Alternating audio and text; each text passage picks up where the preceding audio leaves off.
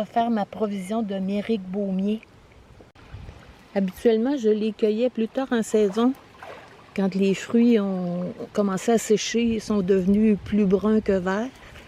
Mais j'ai vu qu'on peut les cueillir à ce stade-ci, donc je vais essayer pour voir si ça fait une différence. En tout cas, leur parfum est très fort.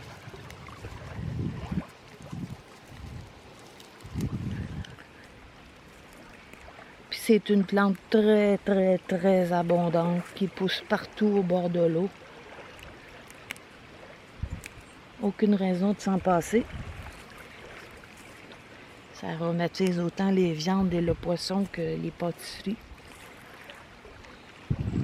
Évidemment, on ne va pas prendre tous les fruits sur un même plan. Il faut en laisser pour la reproduction.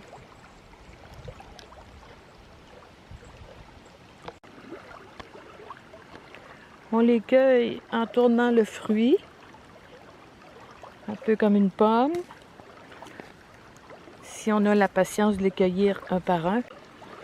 Ou sinon, on peut couper le pédoncule à sa base, parce que ça vient en petites grappes. Et on les prépare, et on les décortique à la maison. Pour ce qui est de la quantité à cueillir, évidemment, ça dépend de la consommation qu'on en fait. Mais vu que c'est toujours meilleur, les plantes sauvages, dans la première année qu'on les a cueillies, moi j'ai déjà vérifié que quand j'ai les doigts très jaunes et collants, j'en ai assez pour un an, alors j'arrête là. Chaque fruit sur la petite branche est composé de milliers d'acènes qui tiennent sur une tige. Alors il faut les égrener parce que la tige à l'intérieur, quand elle sèche, elle devient très dure et c'est désagréable sous la dent. Donc le plus simple, c'est de les passer au mortier, mais là je vais vous montrer la tige centrale. Alors ça, là, quand c'est brun et sec, on ne peut pas les croquer. Il y a des plants mâles et il y a des plants femelles. Alors, si vous trouvez aucun fruit sur la plante, bien, changez de plant.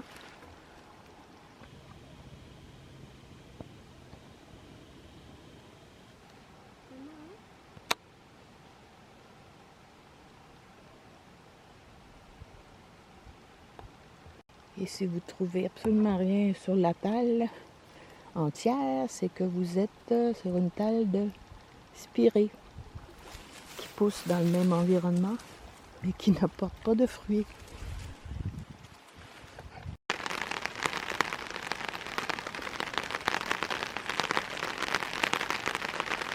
Ben oui, il pleut. Mais j'avais prévu le coup.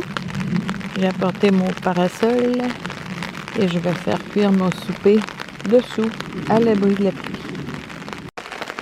J'ai prévu cuire mon repas sur la bûche suédoise, puis là je suis en train d'agrandir l'ouverture centrale un peu pour que ça soit plus aéré, que ça soit plus facile de mettre le feu.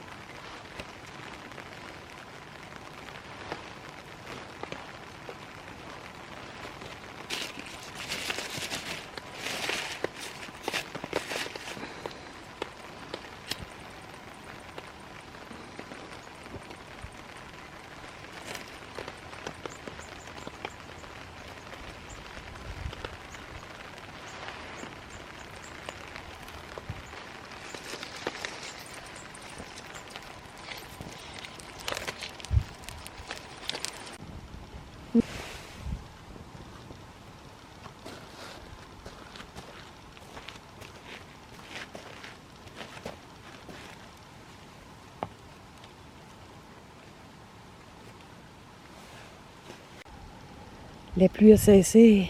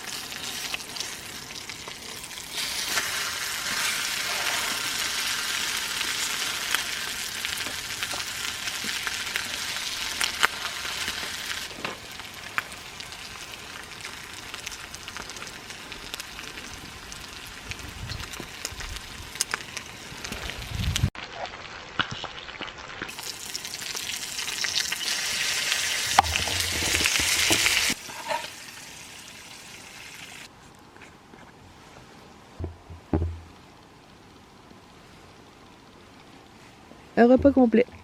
Le principal et dessert, tout en un. Et pendant que je le mange, je vais faire chauffer l'eau.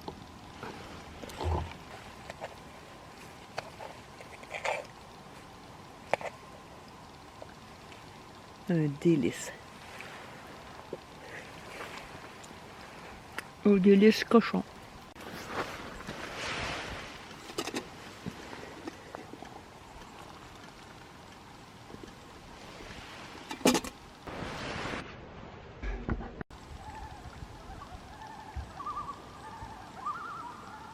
Le huard annonce le beau temps pour demain.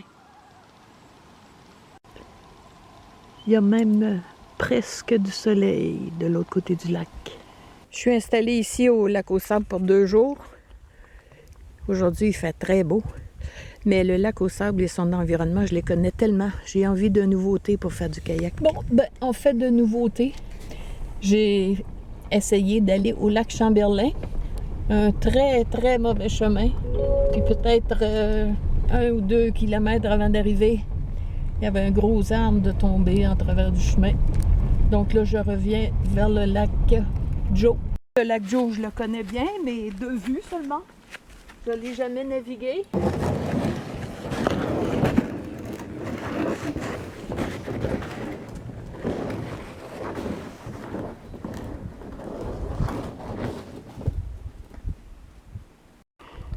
Il n'est pas immensément grand, mais il y a des petites îles. J'espère pouvoir trouver un coin où arrêter pour luncher.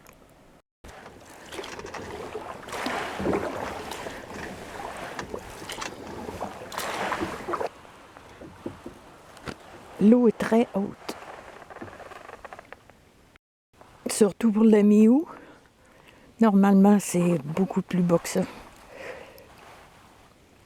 Un barrage de castors.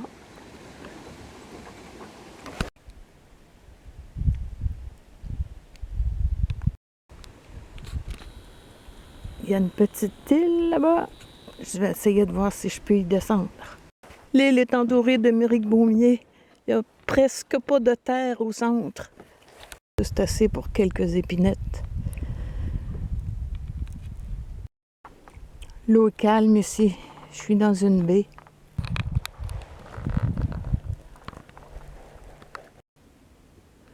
Je viens d'avoir une idée de fou. Je coince le kayak entre les arbres morts et les roches et je m'installe ici pour luncher sans descendre du kayak. Il y a même du bois sec tout près pour faire chauffer mon thé. Mon bois est prêt, il me reste à attraper mon lunch qui est là-dedans. Je vais installer mon petit réchaud sur la roche. Au centre, j'ai de la corde paraffinée en guise d'allume-feu.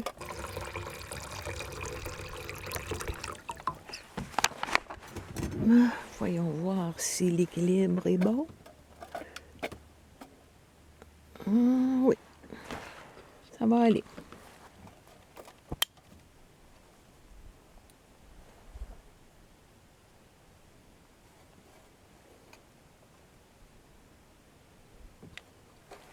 Bon, la ficelle est enflammée, le reste va se faire tout seul. Pendant ce temps-là, je vais manger. Un menu simple, sous-marin maison, fromage, smoked meat, laitue et quelques légumes. Et pendant ce temps-là, ça fume, ça fume. C'est comme dans les croisières, on mange à bord. Regardez ça, c'est un petit peu décourageant. Des feuilles d'érable qui sont déjà rouges. Ça commence à bouillir, mais ça n'a pas besoin d'être de l'eau bouillante. J'ai apporté des feuilles et une fleur de thé du Labrador. Alors dans l'eau chaude, c'est suffisant, je ne vais pas rajouter de bois. Puis je vais laisser ça infuser pendant que je finis mon sandwich. Un très beau cadre pour s'arrêter. C'est très très chaud. Puis j'ai oublié mes gants. Ah, ça va. Voyez la couleur dorée, que ça va être bon.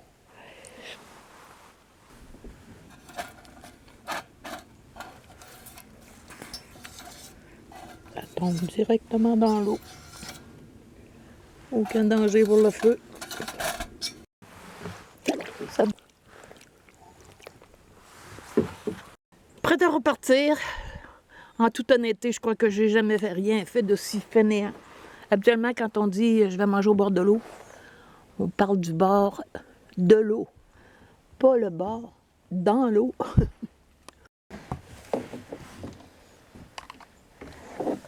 Et je retourne à mon point de départ.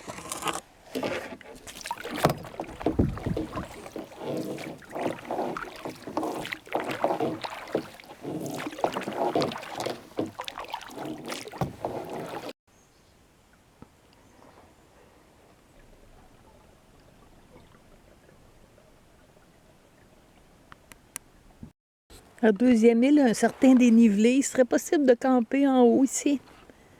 Puis il y a du bois mort à volonté pour faire les feux.